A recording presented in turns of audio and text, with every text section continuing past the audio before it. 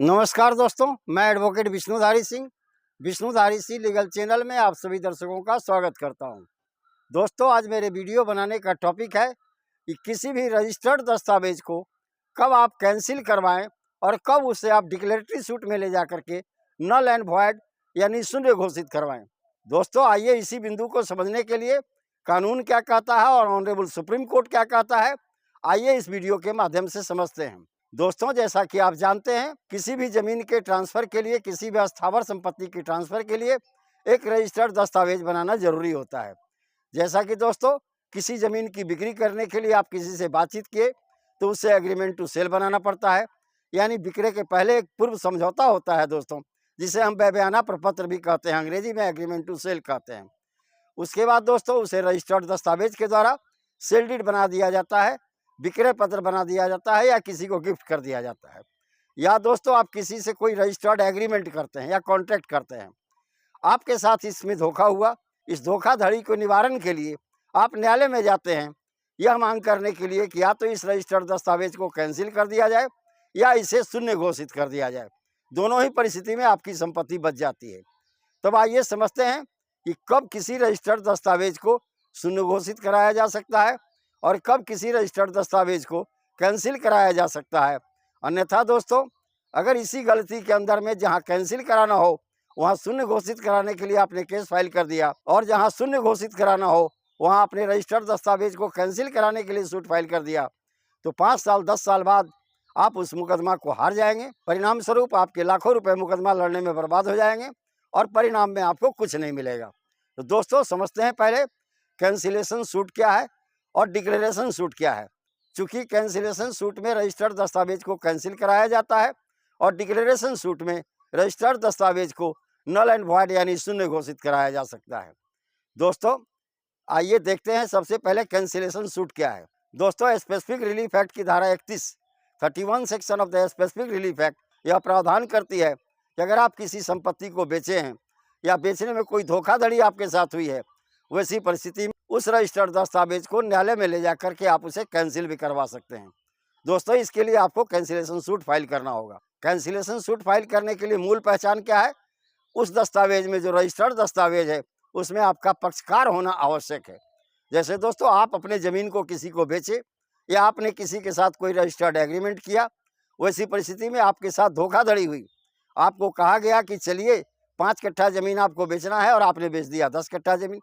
ऐसी परिस्थिति में आपके साथ धोखाधड़ी हुई, या आपको कोई व्यक्ति नशा खिला करके नशे की अवस्था में ले जाकर के आपकी संपत्ति को रजिस्टर्ड दस्तावेज से विक्रय करा देता है, या दोस्तों आपको कोई धोखा दे करके दूसरे काम के उद्देश्य से कहीं ले गया, आप बुजुर्ग हैं, काफ़ी बुजुर्ग हैं, आपको समझ में नहीं आ रहा है कि कहाँ ले जा रहा है, या दोस्तों वो आपको ले गया किसी भी अन्य काम के लिए और रजिस्ट्री ऑफिस में ले जा करके आपसे कोई रजिस्टर्ड दस्तावेज विक्रय करवा लेता है। ऐसी परिस्थिति में दोस्तों आपको उस दस्तावेज को कैंसिल कराना होगा। कैंसिल कराने के लिए हमेशा याद रखेंगे, उस रजिस्टर्ड दस्तावेज में आपका पक्षकार होना आवश्यक है। अब आइए दोस्तों देखते हैं डिक्लेरेटरी सूट यानी शून्य घोषित कराने के लिए क्या प्रावधान है। दोस्तों, उसी स्पेसिफिक रिलीफ एक्ट की धारा 34 के अनुसार अगर आप किसी दस्तावेज के पक्षकार नहीं हैं, तब उस दस्तावेज को आप न्यायालय से शून्य घोषित करवा सकते हैं।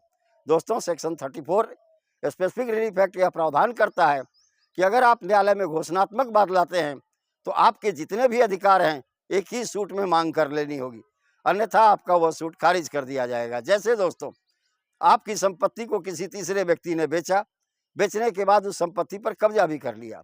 अब आप न्यायालय में जाते हैं कि मैंने संपत्ति नहीं बेचा, संपत्ति मेरी है, मेरा राइट टाइटल इस पर डिक्लेयर कर दिया जाए और उस दस्तावेज को शून्य घोषित कर दिया जाए।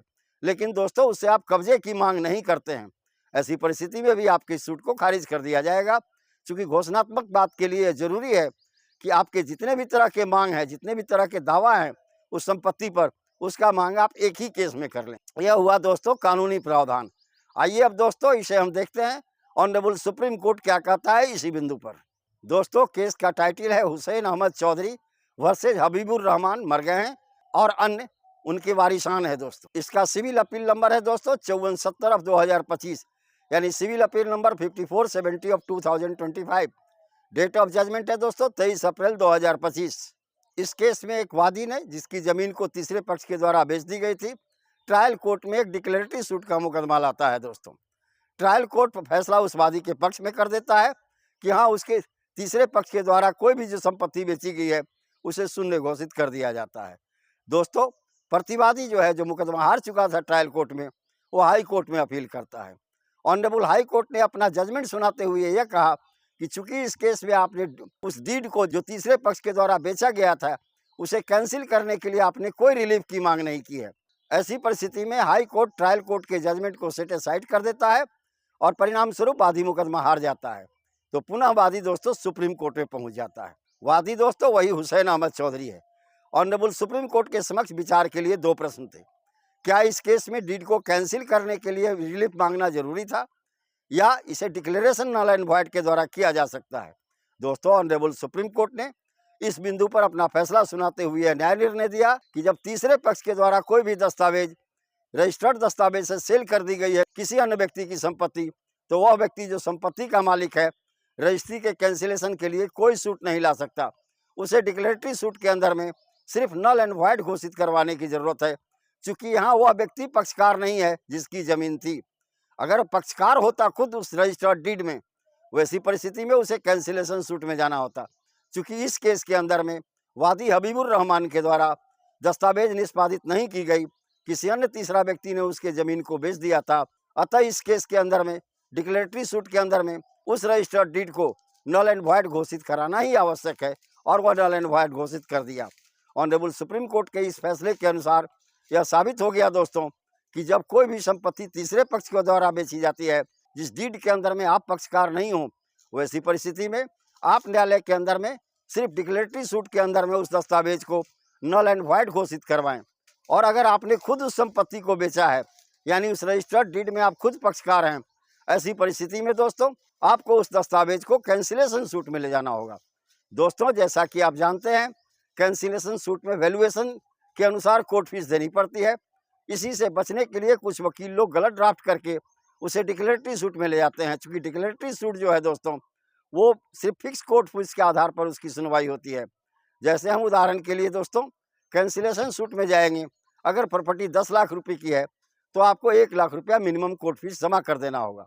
लेकिन दोस्तों अगर आप उसे डिक्लेरेटरी सूट में जाएंगे तो उसके लिए फिक्स कोर्ट फीस 1000 रुपया है दोस्तों।